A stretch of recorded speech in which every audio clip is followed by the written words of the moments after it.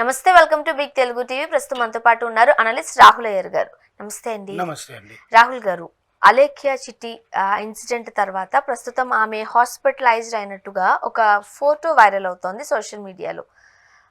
ఏం జరిగింది? నిజంగానే తనకి హెల్త్ బాగాలేక డిప్రెషన్లోకి వెళ్ళి హాస్పిటలైజ్డ్ అయ్యారా, లేదో అంటే వాళ్ళ వ్యాపారాన్ని మళ్ళా పునరుద్ధరించుకోవడానికి ఇది ఒక స్ట్రాటజీ అనే వాళ్ళు కూడా ఉన్నారు కాబట్టి మేబీ అది అయి ఉండే అవకాశాలు కూడా ఉన్నాయా? ఏమంటారు? నేను నిన్న కూడా చెప్పాను, ఇక్కడితో ఆపేయండి.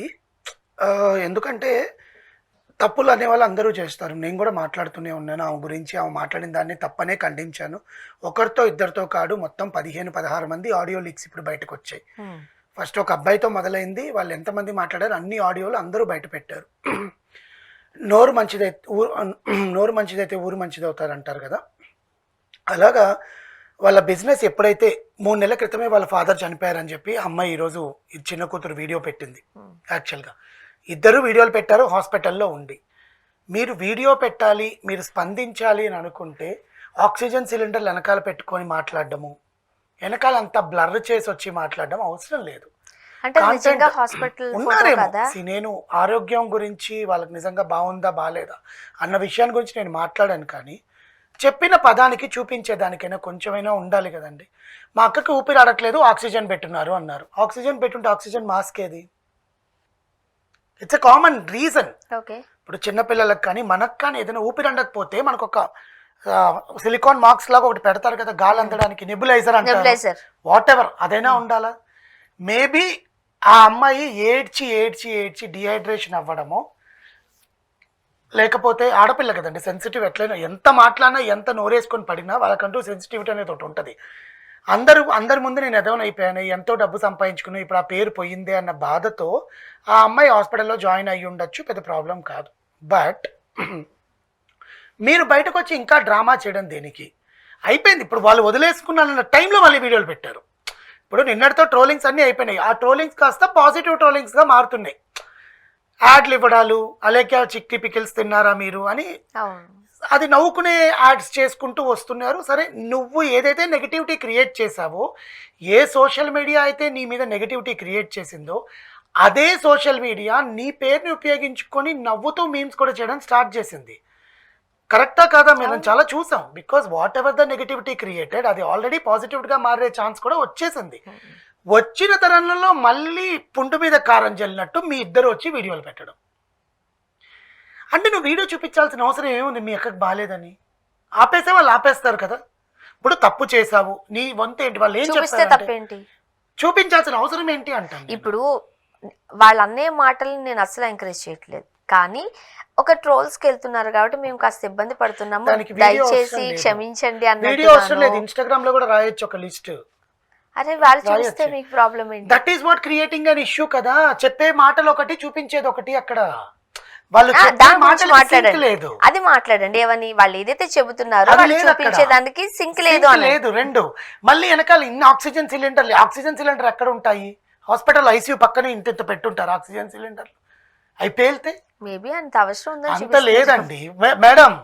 చిన్న పిల్లోడు కూడా హాస్పిటల్లో ఆక్సిజన్ సిలిండర్లు ఎక్కడ ఉన్నాయి? ఒక 10th క్లాస్ 8th క్లాస్ చదివే biology student or chemistry student oxygen O2 gas ఎక్కడ ఉంటుంది? O2 డైరెక్ట్గా ఉండకూడదు, ఎందుకంటే పిలిచే కార్బన్ డైఆక్సైడ్కి అది రిఫ్లెక్షన్ అవుతుంది. కాబట్టి ఆక్సిజన్ అంటే గోడాన్లోనో కింద ఎక్కడైనా దానికంటూ ఒక సెక్యూర్ ప్లేస్లో పెడతారు. వీళ్ళు అక్కడికి వెళ్ళి మా అక్క ఇదిగో సైన్స్ స్టూడెంట్స్ కాదేమో, దండవండి మీకు. వెనకాల ఆక్సిజన్ సిలిండర్ చూపించి మా అక్క ఈ సిలిండరే పెట్టుకుందని చెప్పింది ఆ పిల్ల. అదే అంటున్నా, వాళ్ళు సైన్స్ స్టూడెంట్స్ కాదేమో, అక్కడ అలా ఉండకూడదేమో. అవే వద్దు. ఇప్పుడు నువ్వు చెప్పేసావు సారీ, ఇదిగోండి మా అక్క సారీ చెప్పింది వినండి అని మళ్ళీ ఆడియో పెట్టావు. అది వాడికే చెప్పిందని ప్రూఫ్ ఏముంది? నువ్వు వాయిస్ మెసేజ్ పెట్టావు, ఐఎమ్ సారీ అండి అని వాళ్ళకి. ఆ వాయిస్ మెసేజ్ వాడికి ఎందుకు పెట్టాలి? నీ నెంబర్ నుంచి ఇంకో నెంబర్కి కూడా వాయిస్ మెసేజ్ పెట్టుకొని వినిపించచ్చుగా. ఓకే సరే, చెప్పిందే అనుకుందాం. ఓకే, వాడు కూడా ఎందుకంటే మాట్లాడట్లే. ఎవడైతే ఆ ఫస్ట్ నన్ను తిట్టింది అని పెట్టాడో ఆ పర్సనే మాట్లాడట్లా ఇంతవరకు. సో సారీ చెప్పింది, అక్కడ వదిలేద్దాం అనుకున్నావు. నువ్వు సారీ, నీ బంతు బాధ్యత ఏంది? నువ్వు తప్పు చేసావు, నువ్వు పశ్చాత్తాపడ్డావు, సారీ చెప్పేశావు. ఒక 4-5 రోజులు కనపడకుండా ఆ సోషల్ మీడియాకి దూరంగా ఉండుంటే ఎవ్వడు పట్టించుకునేవాడు కాదు. అమ్మాయి సారీ చెప్పేసింది కదరా, ఇంకెందుకు మనం ట్రోల్ చేయడం అని వదిలేసేవాళ్ళు. ఇప్పుడు సింపుల్ చెప్తాను. అన్వేష్ బెట్టింగ్ యాప్లు అని గత 15 రోజుల క్రితం పోలీసులు హల్చల్ చేయడం, మీడియా మొత్తం పంజగుట్ట పోలీస్ స్టేషన్కి వెళ్ళిపోవడం, అసలు విష్ణుప్రియ అంట, రీతూ చౌదరి అంట, నాని అందరి పేర్లు వీళ్ళందరూ వచ్చాయి. అందరు వచ్చాయి, అలీ గారితో సహా మొత్తం అందరు వచ్చేసాయి. అన్వేష్ మాత్రం అన్ని కొనసాగిస్తున్నాడు తప్ప పోలీస్ బృందం ఏదైనా కూడా దాని మీద మాట్లాడిందా, కనీసం దాని గురించి ఏ సోషల్ మీడియాలోనే ట్రోల్ అవుతోందా? ఎవరు ఎప్పుడైతే అవతల పర్సన్ పట్టించుకోవడం మానేస్తారో, whatever they are getting information from Anvesh or social media or ఆ బెట్టింగ్ యాప్లు ఓనర్ల దగ్గర నుంచి పోలీస్ బృందం ఏదైతే లా అండ్ ఆర్డర్ కోసం చేపట్టిందో కార్యక్రమాలు, వాళ్ళు మీడియాకి ఎప్పుడు తెలియజేస్తారు? మేము బెట్టింగ్ యాప్స్ని బ్యాన్ చేశామండి, ఇదిగోండి, అక్కడితో అయిపోయింది. వాళ్ళు ఎప్పుడైతే రియాక్ట్ అవుతారో మనం దానికి రియాక్ట్ అవుతాం, కౌంటర్. అవునా? సింపుల్. మళ్ళీ హెచ్సియుదే తీసుకుందాం. అంత పెద్ద గోల జరిగింది, స్టే ఇచ్చాక ఒక్కరైనా దాని గురించి న్యూస్ మాట్లాడారా? మాట్లాడకూడదు అంతే. ఇప్పుడు వీళ్ళు సారీ చెప్పారు, బికాజ్ ఇంత పెద్ద ఇష్యూ చేశారు కాబట్టి. కుమారి ఆంటీని ట్రోల్ చేశారు. అసలు ఆమె అవతల వాళ్ళు తిండి పెడుతుందా లేకపోతే ఆ తిండి ఆమె తింటుందా అర్థం కానంతగా ట్రోల్ చేశారు. ఏమైంది ఇప్పుడు మళ్ళీ Kumari aunty? That is what happening. It's only 1 week కోసం వీళ్ళు చేసిన ట్రోల్స్కి మీకు కూడా తెలుసు, మీరు అదే సోషల్ మీడియాలో ఉన్నారు, అదే యూట్యూబ్లు రన్ చేస్తున్నారు, వాళ్ళకి భయం పట్టేసుకుందండి ముఖ్యం. ఎందుకంటే పెద్ద అమ్మాయి పచ్చళ్ళు అమ్ముద్ది, వీళ్ళిద్దరు యూట్యూబ్లో చేస్తారు, రీల్స్ చేస్తారు, మానిటరైజేషన్ అయిన ఛానల్స్ అనమాట. ఇన్స్టాగ్రామ్లో పే ఎక్కువ వస్తుంది యూట్యూబ్ కన్నా కూడా. ఒక రీలు నీకు 1 లక్ష దాటిందంటే 50,000 దాటినే నీకు ఇన్ని డాలర్లు వస్తుంది. Instagram reels are more powerful than YouTube. యూట్యూబ్లో నీకు మానిటైజేషన్ అవ్వడానికి టైం పడుతుంది, ఇన్ని వ్యూస్ చూడాలి, ఇన్ని అవర్స్ చూడాలి, ఇన్ని ఉంటాయి. ఇన్స్టాగ్రామ్ అట్లా ఏం లేదు, నువ్వు ఒక్క రీల్తో ఫేమస్ అయినా నీకు బ్లూటిక్ వచ్చేస్తే నీకు మానిటైజేషన్ ఇచ్చేస్తాడు. Okay, you can earn it, simple. Monetisation అయిన తర్వాతే కదా, కాకపోతే వాళ్ళకి దానికి కూడా ఎంతమంది ఫాలోవర్స్ ఉండాలి అట్లా ఏం లేదు. ఇన్స్టాగ్రామ్కి ఏం లేదు, 10,000 ఫాలోవర్స్ దాటితే చాలు. అవునా? అదే అంటున్నా, దానికి ఆబ్వియస్ గా వస్తారు కదా, రాకుండా ఎట్లుంటారు? ఇప్పటి నుంచో చేస్తున్నారు కదా వాళ్ళు. 3 నెలల బ్యాక్ పచ్చళ్ళ వ్యాపారం పెట్టుకున్నారు ఈ ఫాలోవర్స్, ఇదంతా హంగామా అంతా వచ్చేసాక. సో వీళ్ళు ఏదో ఇప్పుడు యూట్యూబ్లు నడవాలి, ఆల్రెడీ అక్క చేసిన తప్పుకి మమ్మల్ని కూడా చూడరేమో, మా వీడియోలు ఏమైనా పెడితే మళ్ళీ మా వీడియోల కింద అక్క చేసిన ఆడియోలన్నీ పెట్టి ట్రోల్ చేస్తారేమో అన్న భయం పట్టేసుకుంది. ఆబ్వియస్లీ ఆ భయం ఉంటుంది కూడా ఎవరికైనా. ఓకే, ఆ భయాన్ని పోగొట్టుకోవడానికి ఏ మనిషి అయినా వెంటనే రియాక్ట్ అవ్వకూడదు. Immediate reactions obviously fire back reflect అయితే ఖచ్చితంగా రిఫ్లెక్ట్ అవుతాయి. వీళ్ళు చేసే పని అది. మీ అక్కకు బాగాలేదు, ఆ దేవుడు దండం పెట్టుకోండి, అమ్మాయి మేము తప్పు చేసేసాము, ఇట్లా అయింది, వాళ్ళ అమ్మ కాళ్ళ మీద పడి, వాళ్ళ ముందు క్షమించమని అడగాల్సింది వాళ్ళ అమ్మ కాళ్ళ మీద పడి, మీతో ఎవరి మీద కూడా కాదు. ఎందుకంటే వీళ్ళ ముగ్గురు చేసిన పనికో లేకపోతే వాళ్ళ అక్క చేసిన పనికో వాళ్ళ అమ్మ బయటకు వచ్చి మాట్లాడుతుంది. వాళ్ళ అమ్మగారు రోడ్డు మీద వెళ్తుంటే అడగరండి, ఏమ్మా మీ పెద్ద కూతురి బాబూతులు నేర్పించావే అని. వీళ్ళు మాట్లాడతారు అడిగే వాళ్ళు కూడా, కానీ మాట్లాడింది బయటకు వచ్చింది కాబట్టి వాళ్ళ అమ్మగారికి చెప్పాలంటే పిల్లలు చేసిన తప్పులకి పనిష్మెంట్ ఇండైరెక్ట్ గా పేరెంట్స్ కి. గట్టు మీకు ఆలోచించండి, గోదావరి జిల్లాలో ఎట్లుంటుంది ఎటకారం, అదే బయటకు వచ్చినప్పుడు ఖచ్చితంగా ఉంటుంది కదా.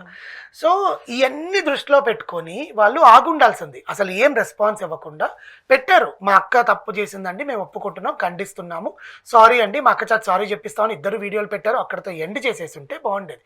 తెర ఎత్తారు, మళ్ళీ ఉన్నాం మేము కూడా 24 ఫ్రేమ్స్లో ఒకరు అని చెప్పి హాస్పిటల్లో. అమ్మాయి జాయిన్ అయ్యింటుంది, హాస్పిటల్లో జాయిన్ అవ్వకుండా బీపీ స్ట్రాప్ ఉంటుందా, బీపీ స్ట్రాప్ చేతికి ఎంతసేపు పెడతారు? చూసాను సేపే పెడతారు కదా. ఎందుకు వీడియో తీసిన సేపు బీపీ స్ట్రాప్ అలాగే ఉంది? సరే, బీపీ స్ట్రాప్ ఉన్నప్పుడు మీరు చూపిస్తాను వీడియో చూడండి. మీరు బీపీ స్ట్రాప్ ఉన్నప్పుడు నర్సు ఉండాలా, వాళ్ళ అమ్మగారు ఉండాలా? Why this drama? She's not well. మాకు తెలుసు, ఎవరికైనా ఆ అమ్మాయి అనే కాదండి, ఆ పొజిషన్లో నేనున్నా కూడా, నేను ఇంత ట్రోల్స్ అనుభవిస్తున్నా కూడా నాకు కూడా బాధేస్తుంది, నాకు కూడా భయం వేస్తుంది. నా జీవితం ఏంటి ఇలా చేసుకున్నాను, నేను బూతులు తిట్టకుండా ఉండాల్సిందే అని నాకు కూడా ఇంటర్నల్లీ నేను కూడా కుమిలిపై ఏడ్చుకుంటూ ఉన్నా. తిండి కూడా లోపలికి పోదు, అట్లా బాగుండేది.